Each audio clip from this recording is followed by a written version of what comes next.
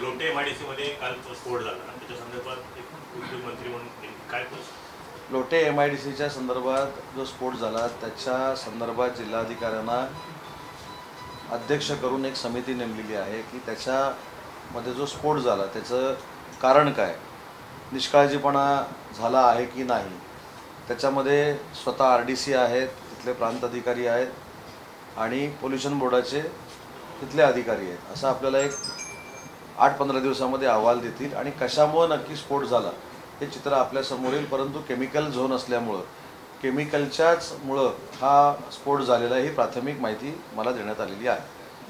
आज देखील ॲक्सिडेंट झालेला भीषण असा अपघात झालेला जिल्ह्याच्या दृष्टीने दुःखद घटना आणि त्याच्यामध्ये पहाटे 5 वाजताच मला याची कल्पना पोलीस अधीक्षक धनंजय कुलकर्णी यांनी दिली. त्याच्यानंतर स्वतः ॲडिशनल SP जयश्री गायकवाड त्या स्पॉटवर त्या ठिकाणी आहेत. मी देखील संपर्कामध्ये आहे. मी त्यांच्या नातेवाईकांशी देखील बोललेलो आहे. पण ही दुर्दैवी घटना आहे की नातेवाईकाच्या अंत्यविधीला जात असताना दुर्दैवानं हा अपघात झाला आहे. त्याच्यातनं 5 लोकांचा मृत्यू झाला आहे, 2 जखमी आहेत. तो कशामुळे झाला आहे तर त्याच्यामध्ये काही अनेक गोष्टी कळत आहेत की बांधणी नाही म्हणून काही तिथल्या मंडळींनी आक्षेप घेतलेला आहे. तिथं अजून रस्त्याचं काम नॅशनल हायवेचं सुरू आहे. तर त्या सगळ्या त्रुटी काय आहेत हे बघण्याच्या सूचना देखील मुख्य अभियंता जे नॅशनल हायवेचे आहेत शेलार त्यांच्याशी माझं सकाळी बोलणं झालेलं आहे. ते देखील स्वतः व्हिजिट करत आहेत आणि त्याच्यानंतर आपल्याला लक्षात येईल. आता ते लक्षात येऊन किती उपयोग आहे हा तर 5 जण त्याच्यामध्ये गेलेले आहेत. त्याच्यामध्ये दुर्दैवी घटना आहे. आताच प्राथमिक त्याच्यावर बोलणं तो कशामुळे झाला आहे हे योग्य नाही. परंतु मी स्वतः त्याच्यावर लक्ष ठेवून आहे. आत्ता जिथं पोलीस अधीक्षक देखील पोचलेले आहेत रस्ता सुरक्षा बैठकीसाठी आणि त्याच्यातनं नक्की काय निष्पन्न होईल त्याच्यानंतर बोलणं उचित ठरेल. परंतु मला जे ॲडिशनल SPनी सांगितलं आहे की याच्यामध्ये जो चालक होता त्याच्यावर गुन्हा दाखल करणं हे आवश्यक आहे आणि ते गुन्हा दाखल करण्याची प्रक्रिया सुरू आहे.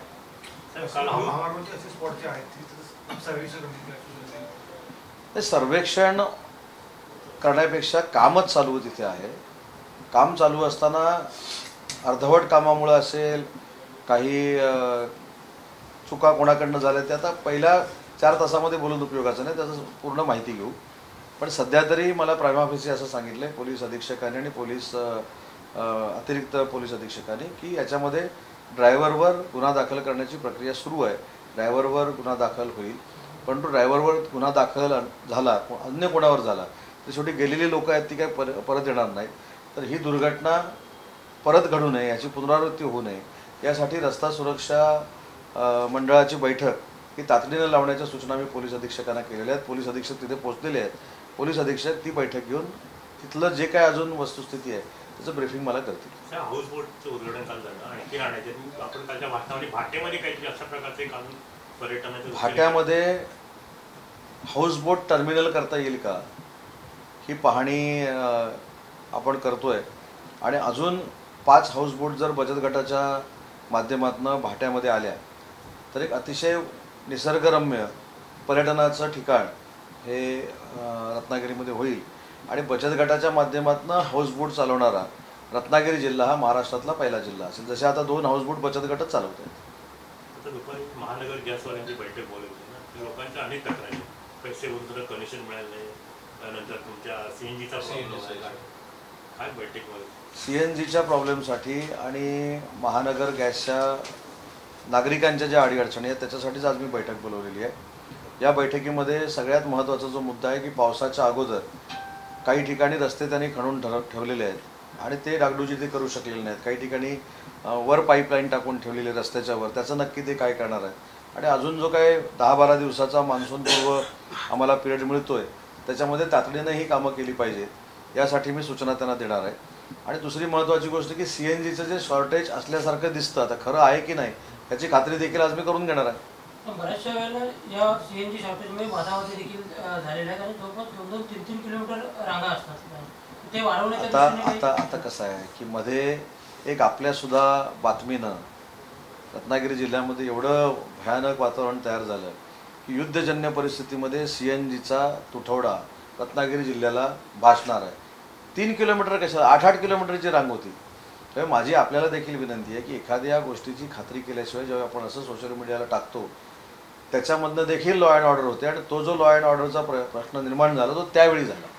आणि त्यावेळी सोशल मीडियावर बातम्या काय आल्या की युद्ध आता सुरू झालेलं आहे, युद्धामुळं आता CNG फक्त रत्नागिरीचा तुटवडा होणार आहे, त्याच्यामुळं असं सगळी लोक सोशल मीडियाची बातमी बघून रस्त्यावर आली.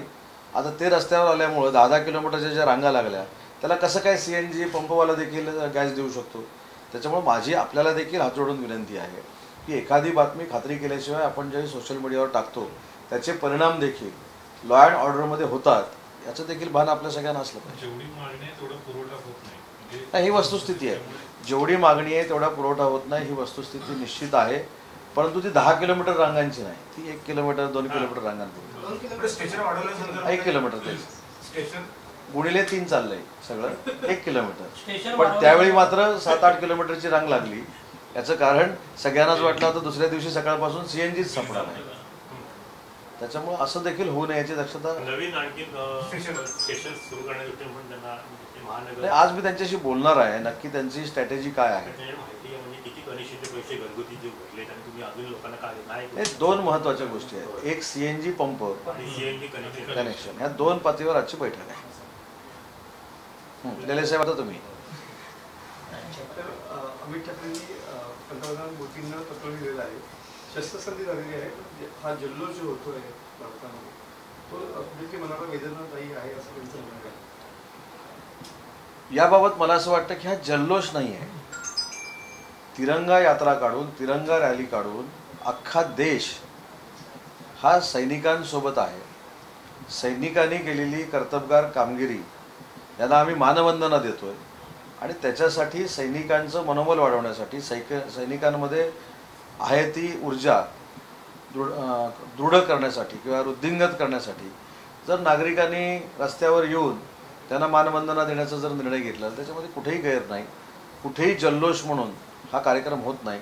हा तिरंगा रॅली म्हणून कार्यक्रम होतो आणि तिरंगा रॅली हातात तिरंगा घेऊन नागरिकांना कुठेही जाण्याचा अधिकार आहे. त्याच्यामुळं जल्लोष हा शब्दप्रयोग करण्यापेक्षा ही जी रॅली आहे त्या रॅलीकडे सकारात्मक दृष्ट्या आपण बघितलं पाहिजे. ऑपरेशन सिंदूर हे अजून थांबलेलं नाही असं स्वतः राजनाथ सिंह साहेबांनी सांगितलेलं असल्यामुळं जर तुम्ही आमच्यावर दहशतवादी हल्ला कराल तर त्याला आम्ही युद्ध मानू असं धाडस करणारे आपले नरेंद्र मोदी साहेब आहेत. त्याच्यामुळं मला असं वाटतं की तिरंगा यात्रा ही सैन्याचं मनोबल उंचवण्यासाठी केलेली एक विधायक यात्रा आहे. महापालिका निवडणुकीसंदर्भात उभाटाने काही पदाधिकारी नेमले. महापालिकेच्या निवडणुकीमध्ये जबाबदारी दिली. मिशन महापालिका कसं बघताय एकंदरीत? काय नुसतं बघतोय, बघण्यापलीकडे काय करणार आता सांगा. कोण पदाधिकारी आहेत, कोण पदाधिकारी आहेत, ते निवडणुकीपर्यंत किती तिकडे राहतील, जबाबदारी दिलेले किती इकडे येतील हे जर बघतोय. आणि कितीही पदाधिकारी नेमले तरी मी दाव्यानिशी सांगतो की स्थानिक स्वराज्य संस्थांच्या निवडणुका ज्यावेळी होतील ते मुंबई महानगरपालिकेपासून महाराष्ट्रातल्या सगळ्या नगरपालिका थेट रत्नागिरीपर्यंतच्या या सगळ्या महायुतीने जिंकलेल्या आपल्याला दिसतील. साहेब, काल रायगडमध्ये तटकरेंनी भरत गोगावलेंची नक्कल केलेली रुमालावरनं. आता खांद्यावर रुमाल टाकून हात जोडून ते पण भरत शेठ गोगावलेंचा रुमाल खांद्यावर नसतो. भरत शेठ गोगावलेंचा नॅपकिन हा गेली वर्षानुवर्ष काखेत असतो. त्याच्यामुळे मला असं वाटत नाही की त्यांनी भरत गोगावले साहेबांची नक्कल केली. आता मला शोधावं लागेल की खांद्यावर नॅपकिन टाकणारा नेता कोण आहे. रायगडचं पालकमंत्रीपद आपल्याकडे असं असताना एक अजितदादांना आणून तिथे शक्तीवरून करून कुठेतरी शिवसेनेला शोध द्यायचा प्रयत्न किंवा शिवसेना त्या दृष्टीने कसं? भरत शेठ गोगावले हे सर्वसामान्य लोकांचं एक फार मोठं नेतृत्व आहे. भरत शेठ गोगावलेंच्या समोर अनंत अडचणी त्यांच्या 25 वर्षाच्या राजकीय कारकिर्दीमध्ये आल्या तरी देखील ते जिंकलेले आहेत. आणि आज त्यांचा एक सहकारी म्हणून त्यांच्याबद्दल मला नितांत अभिमान आहे. एक सर्वसामान्य कुटुंबातला माणूस, कसलीही राजकीय पार्श्वभूमी नसलेला माणूस वंदनीय बाळासाहेबांच्या नेतृत्वामुळं राज्याचा कॅबिनेट मंत्री होतो. मला असं वाटतं हे कोकणातल्या शेतकरी कुटुंबाला अभिमान वाटावा असं नेतृत्व आहे. त्याच्या पलीकडे मला दुसरं काही सांगायचं नाही. आणि अजून किती निवडणुका जरी झाल्या तरी भरत शेठ गोगावलेच तिथून निवडून येणार ही काळ्या दगडावरची भगवी रेघ आहे. पालकमंत्री पदाचा काय त्यांच्या तेढा तो तिढा सोडवण्याची जबाबदारी माननीय देवेंद्रजी फडणवीस, माननीय एकनाथजी शिंदे आणि अजितदादांची आहे. ते लवकरात लवकर सोडवतील. कालच्या नकलेवरून कुठेतरी शिवसेना आणि राष्ट्रवादीमध्ये परत एकदा काय वादाची हे होते का? नाही, कसली वादाची? हे बघा, प्रत्येकानं लावून घेण्यासारखं आहे. आमचे भरत शेठ कॉन्फिडेंटली, आत्मविश्वासानं त्यांचा नॅपकिन आहे तो खांद्यामध्ये ठेवतात आणि काखेमध्ये ठेवतात आणि त्यांची वर्षानुवर्षाची एक वेगळी स्टाईल आहे. रांगडा आमचा रायगडचा नेता भरत शेठ गोगावले आहे आणि भरत शेठ गोगावलेंची नक्कल त्यांनी केली असं मी मानत नाही. कारण भरत शेठ गोगावले असा कधी नॅपकिन टाकतच नाही. भरत शेठ गोगावले कसा नॅपकिन ठेवतो तर मला सगळ्यांना माहिती आहे आणि तो आत्मविश्वासाचा नॅपकिन आहे असं मला वाटतं. भरत शेठच्या बाबतीमध्ये तुम्ही जो मला प्रश्न विचारला की त्याच्यामध्ये अजून काय परिणाम, भरत शेठ गोगावले स्वतःहून जितके वेळ निवडणूक लढवू इच्छितात तितका वेळ भरत शेठ गोगावलेच निवडून येणार. ही पुन्हा एकदा सांगतो की काळ्या दगडावरची भगवी रेघ आहे. त्या मतदानात कोणी किती शक्तीप्रदर्शन केलं मी असं तरी उपयोग होणार नाही. शक्ती प्रदर्शन हे महायुतीचं होतं. त्यांनी राष्ट्रवादी काँग्रेसचं परिसर घेतलं. पण राष्ट्रवादी काँग्रेस पार्टी महायुतीत आहे ना. अजितदादा आणून त्यांनी वेगळा त्यांनी हे संदेश त्यांना धन्यवाद दिले पाहिजे. त्यांनी भरत शेठ गोगावले साहेबांची ताकद वाढवली महायुतीतली. नक्कल चुकलं तटकरींचं मी असं म्हणत नाही. मी मोठ्या नेत्याबद्दल कसं बोलू शकतो? तुम्ही बोलू शकता. नॅपकिनची किशोर मोरे साहेब मला असं म्हणाले की राष्ट्रवादी काँग्रेस पार्टीचा मेळावा झाला अजितदादांच्या, हा भरत शेठ गोगावलेंना शह आहे का? नाही. भरत शेठ गोगावलेंची ताकद प्रचंड वाढली ना. राष्ट्रवादी काँग्रेस पार्टीनं भरत शेठ गोगावलेंच्या मागं आता राष्ट्रवादी काँग्रेस पार्टी ठेवण्याचा निर्णय घेतलेला आहे. तर भरत शेठचं मताधिक्य आता 50,000च्या पुढे गेलं. तर आम्हाला दुःख वाटण्याचं काय कारण आहे? आणि मी म्हणूनच सांगितलं की हे महाविकास आघाडीसाठी आहे. ज्यांनी मेळावा घेतला त्यांच्यासाठी नाही. कितीही लोक एकत्र आली, भरत शेठ गोगावलेंच्या विरोधामध्ये कितीही लोक त्यांचा पराभव करण्यासाठी एकत्र आली, तर त्यांचा मित्र म्हणून मी जाहीरपणानं सांगतो की भरत शेठ गोगावलेच निवडून येणार आणि या स्थानिक स्वराज्य संस्था देखील भरत शेठ सांगतील त्याच निवडून येणार. त्यांच्या मुलीने याचा स्टेटस ठेवला की खऱ्या अर्थानं म्हणजे रुग्णाची ताकद काय असते, नॅपकिनची ताकद काय असते की तुम्हाला दिसेल. कोणी? भरत शेठच्या मुलींनी. नाही, मी काय सांगितलं, भरत शेठच्या चिरंजीवांनी काय स्टेटस ठेवावा हा लोकशाहीतला त्यांचा एक भाग आहे. मी त्यांचा एक सहकारी म्हणून सांगितलं आणि मी कालच्या मेळाव्याला महायुतीची ताकद वाढवणारा मेळावा असं समजतो. भरत शेठना अडचणीत आणणारा मेळावा असं मी समजत नाही. महायुतीची ताकद वाढवणारा मेळावा. गंमत बघा, रायगड जिल्ह्याचा मी पालकमंत्री होतो. 7च्या 7 जागा महायुतीनं जिंकल्या. त्यातली एक भरत शेठ गोगावले म्हणजे शिवसेना, महेंद्र थोरवे म्हणजे शिवसेना, महेंद्र दळवी म्हणजे शिवसेना, महेश बालदी BJP, प्रशांत ठाकूर BJP आणि रविशेठ पाटील BJP आणि एक NCP. त्याच्यामुळे आमची महायुतीची प्रचंड ताकद आहे. ती वाढवण्यामध्ये आता स्नेहलताई जगतापांना घेऊन त्याच्यामध्ये ती वाढ झालेली आहे. त्याच्यामुळे अजून सुरक्षित मतदारसंघ झाला भरत शेठ गोगावले साहेबांचा. आणि भरत शेठ गोगावले साहेबांनी काय सांगितलं की माझ्या काखेमध्ये असलेला जो नॅपकिन आहे तो सर्वसामान्यांचा आहे. त्यांनी त्याच्यावर प्रतिक्रिया दिली. तटकरी दाखवलं नॅपकिन हा संबंधित होता. मला माहिती. संबंधित सदस्य नोंदणी संदर्भात तुम्ही मेळावा वगैरे घेतला होता आणि थोडंसं तालुक्यात मागे सदस्य नोंदणी होते म्हणून काही पदाधिकाऱ्यांनी काय स्थिती वाढली नाही वाढली? तालुक्यामध्ये नोंदणी आमची ग्रामीण भागामध्ये आकडेवारीनिशी देऊ का? एक मिनटात.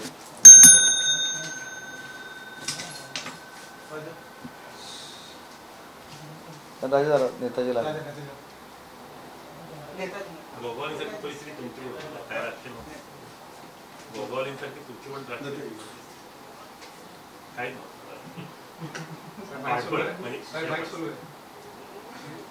नाही ना, काय वस्तुस्थिती सांगितली ना. भरत शेठ गोगावलेंसारखी राजकीय परिस्थिती आमची देखील आहे. आमच्यामध्ये देखील पार्श्वभूमीला कोण मंत्री नाही, कोण ते सभासद नोंदणीचे जर आकडे दे ना.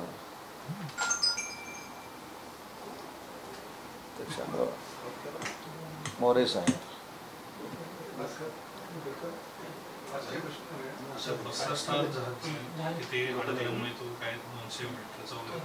कुठे?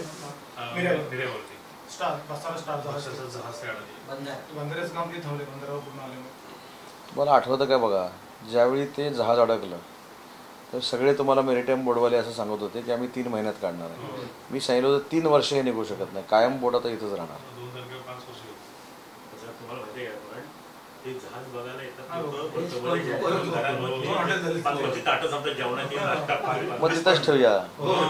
ती काय करूया माहिती आहे का, मग विचारतो बरे त्यामुळं ती व्यवस्थित सरळ करूया, त्याला सपोर्ट करूया आणि ती पर्यटनामध्ये आणूया.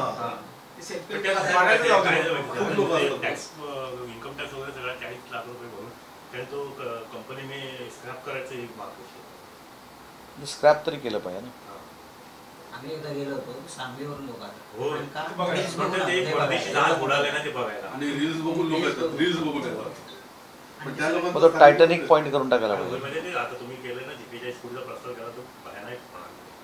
हे झालं ना रस्ता वरून ना तो रस्ता नाही, तो टुरिझम आपण डेव्हलप करतो. त्याच्यावर ते बीच 41 कोटी रुपये. आता 2 घरांनी ना जेवण आणि ठेवले आणि त्याच्याकडे शब्द पण खूप एक मचाण केलं नाही, मचाण solve केलं नाही. तिथे वरपासून जेवायची वेगळी व्यवस्था आहे. तिथे पण टायटॅनिक पण चांगलं. हां, बोटीच्या इथे.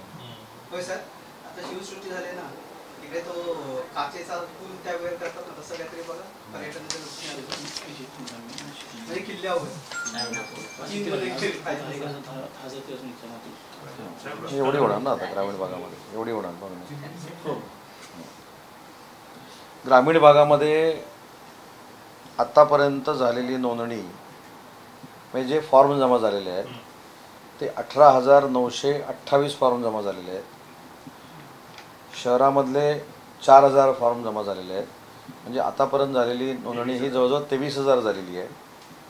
आणि ग्रामीण भागामध्ये एकूण नोंदणी ही सुमारे 60,000 होण्याची शक्यता आहे. त्याची आकडेवारी माझ्याकडे आहे. आणि शहरामध्ये 10,000 होण्याची शक्यता आहे. आणि संगमेश्वरचं ॲड केलं तर आम्ही 1,00,000 मतदार नोंदणीपर्यंत, आपल्या सभासद नोंदणीपर्यंत रत्नागिरी तालुक्यामध्ये पोचू अशी शक्यता आहे. अजून 1 महिना आहे ना. हे बघा आकडेवारी खोटी नाही, सूत्र नाही. अजून निवडणूक लागेल. सभासद नोंदणी अजून 1 महिना चालेल. त्याच्यानंतर निवडणूक निर्णय अधिकारी जिल्ह्याचे आम्ही नेमू आणि मग तालुका प्रमुख आता सगळे प्रभारी आहेत.